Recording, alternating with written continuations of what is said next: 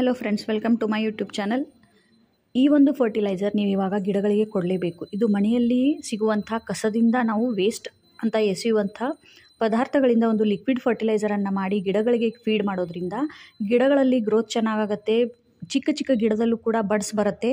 ಅಷ್ಟೇ ಅಲ್ಲ, ಗಿಡಗಳಲ್ಲಿ ಏನಾದರೂ ತೊಂದರೆ ಇದ್ದರೆ, ಐರನ್ ಡೆಫಿಷಿಯನ್ಸಿ, ಹಳದಿ ಎಲೆಗಳು, ಮೊಗ್ಗುಗಳು ಉದುರ್ತಾ ಇದ್ದರೆ, ಎಲ್ಲ ಸೀಸನಲ್ ಪ್ಲಾಂಟ್ಸ್ ಹಾಗೂ ಪರ್ಮನೆಂಟ್ ಪ್ಲಾಂಟ್ಗಳಿಗೂ ಕೂಡ ನೀವು ಈ ಒಂದು ಫರ್ಟಿಲೈಸರನ್ನು 15 ದಿನ 10 ದಿನಕ್ಕೊಮ್ಮೆ ಫೀಡ್ ಮಾಡೋದ್ರಿಂದ ತುಂಬ ಚೆನ್ನಾಗಿ ರಿಸಲ್ಟ್ ಸಿಗುತ್ತೆ.